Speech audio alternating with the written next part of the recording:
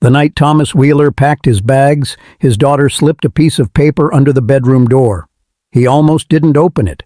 He was moving fast, the way people move when they've made a decision they're afraid to think about too long, grabbing shirts off hangers, stuffing them into the same duffel bag he'd used since college, not folding anything, not looking at anything on the walls or the dresser, or the framed family photo from 3 summers ago when they all still knew how to smile at the same time. The paper slid under the door and stopped. He stared at it for a moment, then he picked it up. It was from his 9-year-old daughter, Claire, written in pencil in the large, careful letters she used when something mattered. It said, "Daddy, please don't go. I prayed and I asked Jesus to fix our family. Please just wait one more night."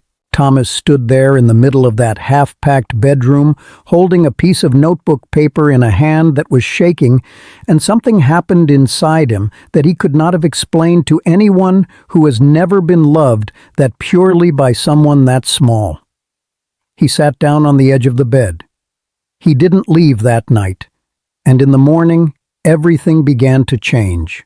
To understand what it meant for Thomas to sit back down on that bed, you have to understand how far gone he was.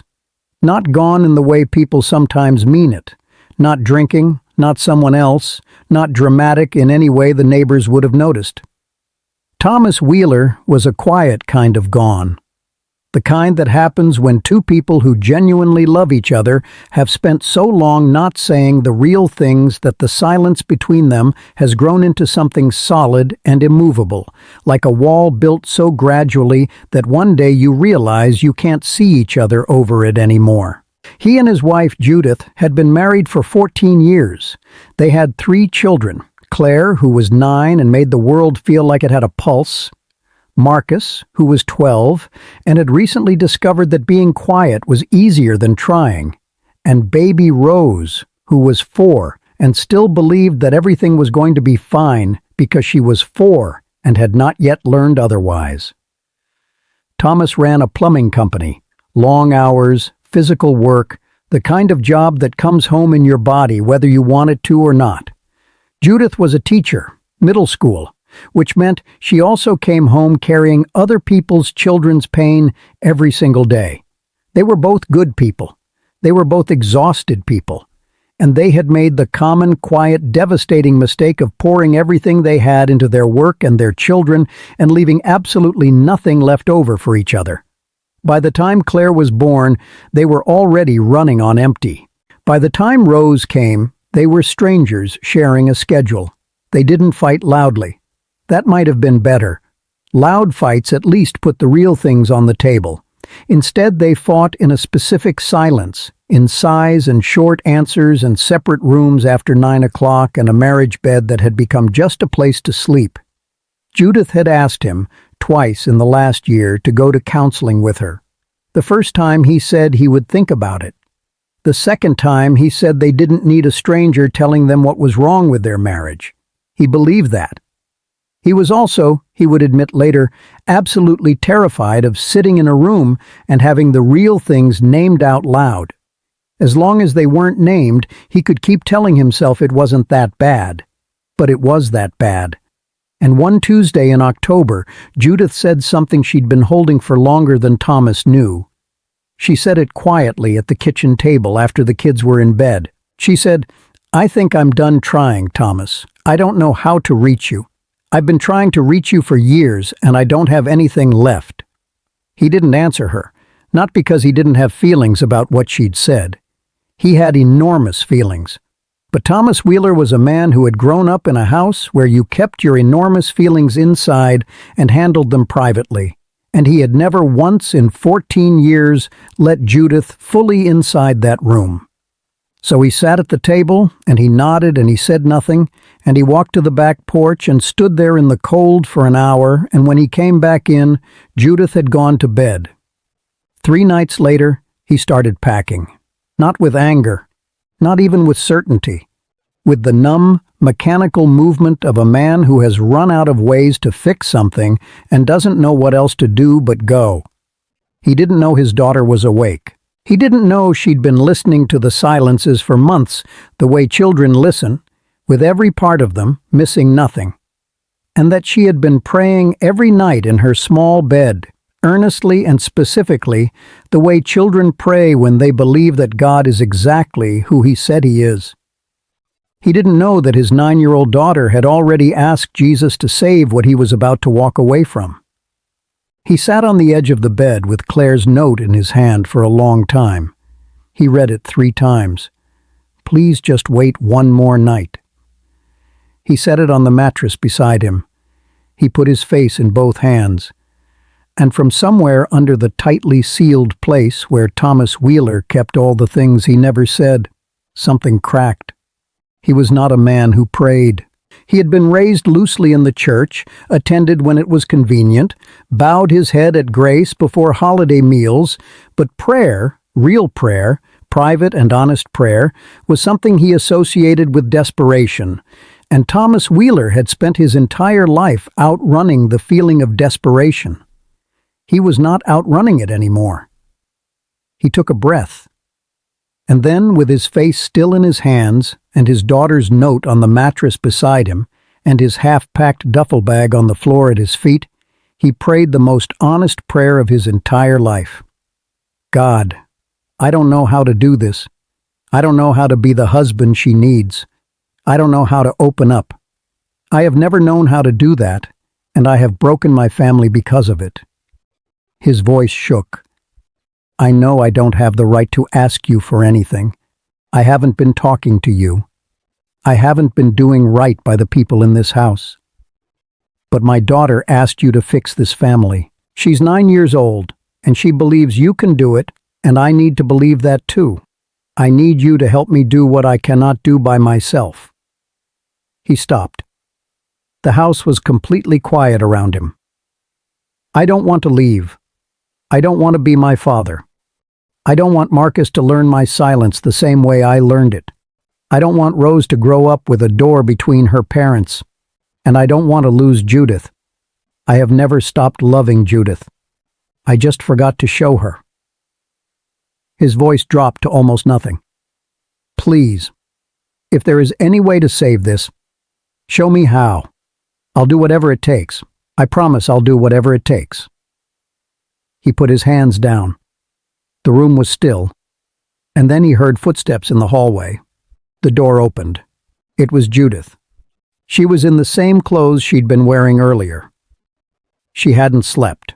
Her eyes were red and her arms were crossed, not in anger, but in the way of a woman trying to hold herself together, and she stood in the doorway and looked at the duffel bag on the floor, and something moved across her face that Thomas would never forget. Not anger, not resignation, but grief. Pure, unguarded grief. She said, Claire came to me. She said she put a note under our door. Thomas picked the note up from the mattress and held it out. Judith walked across the room. She read it. She put her hand over her mouth. For a long moment, neither of them said anything. And then Thomas Wheeler, the man who had kept everything inside for 43 years, the man who had learned silence from his father and passed it on like an inheritance he never meant to give, opened his mouth and said the truest thing he had ever said, I am terrified of being known. I always have been. I thought if you knew everything, the real things, the weak things, the things I'm ashamed of, you'd leave. So I kept the door shut. And by keeping the door shut to protect you from losing me, I made you lose me anyway. He looked at her. I don't want to go. I want to learn how to stay.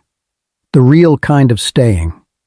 I don't know how to do that yet, but I'm asking you to give me the chance to learn.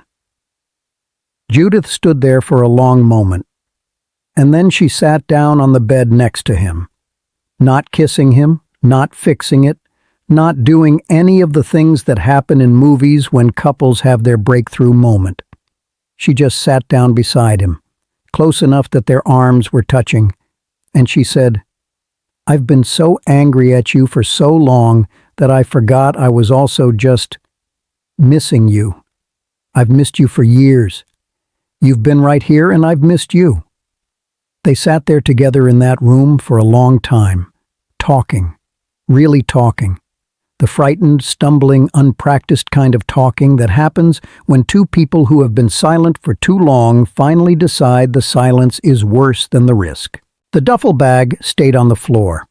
Thomas didn't unpack it that night.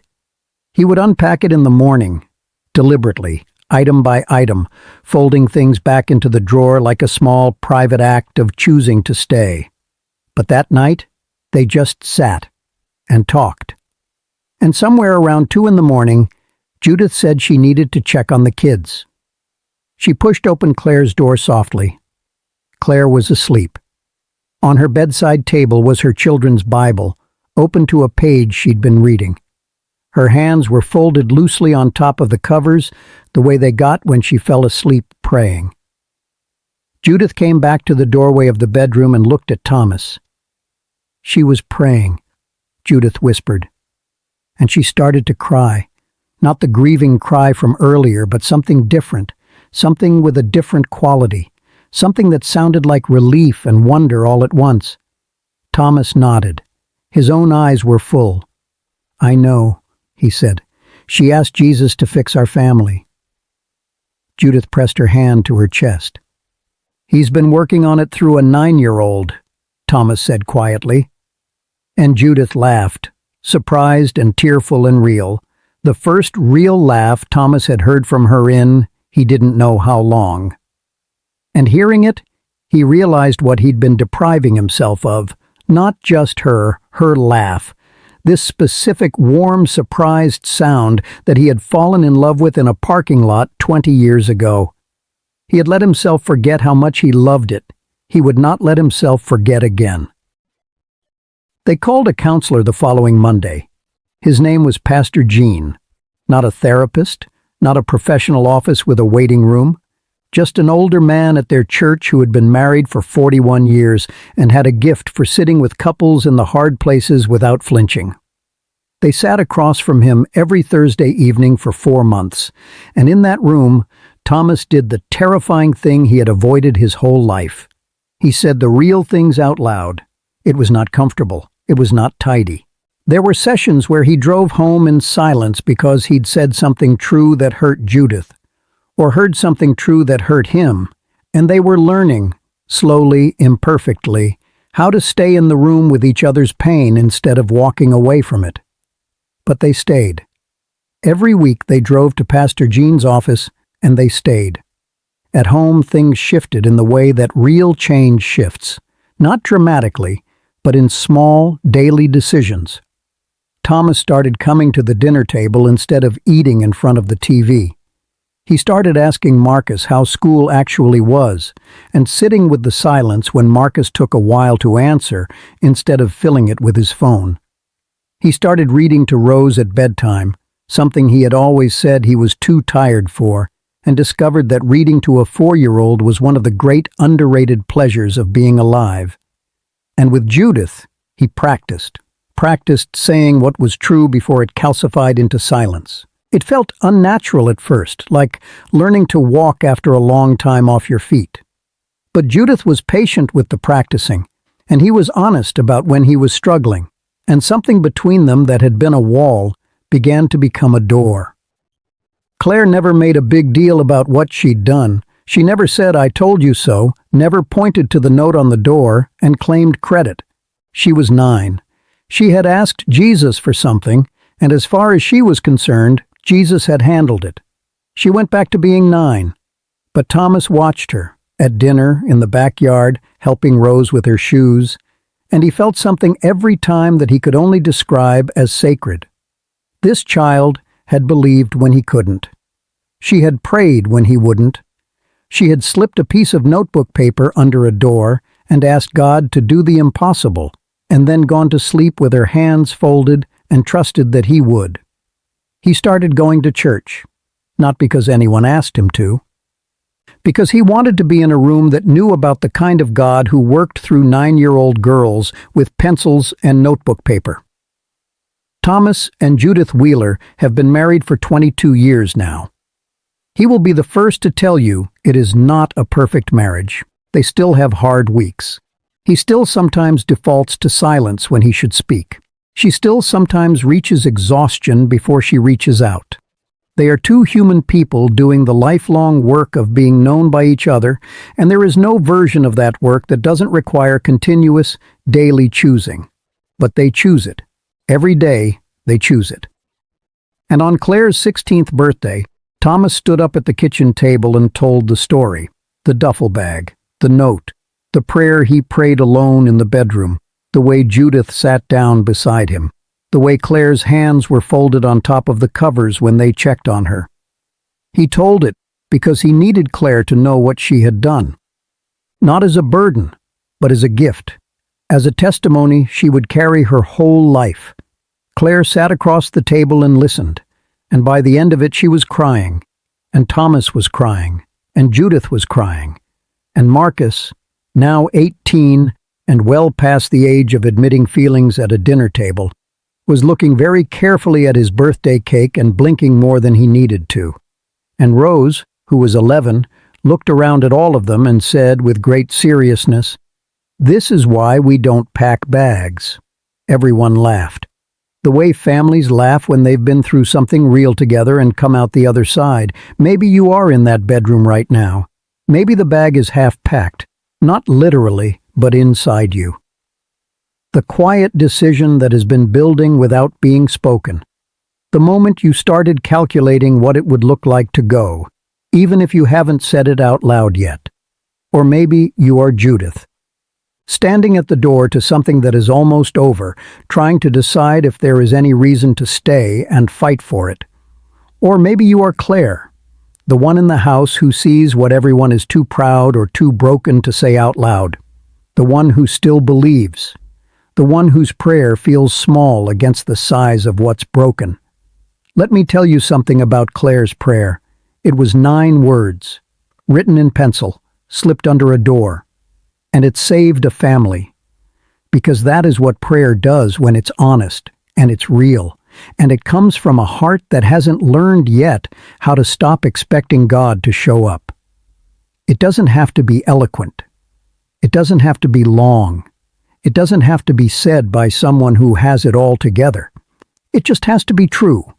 Thomas will tell you, "My daughter's faith saved my marriage, and my marriage saved my children." And all of it started with a 9-year-old asking Jesus to do what a grown man couldn't do for himself. Don't be too proud to be saved by a child's prayer. Don't be too far gone to sit back down on the bed.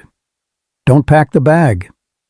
If your family is in a hard season tonight, please know it is not too late. Reach out to a pastor, a counselor, or someone in your community who can sit with you in it. Help is not weakness. Asking is not defeat. And if the 988 Suicide and Crisis Lifeline could help anyone watching tonight, call or text 988 any hour, any night. You are not alone. If this story found you at the right moment, share it. You never know whose bedroom door it might slip under. God bless your family. We'll see you in the next one.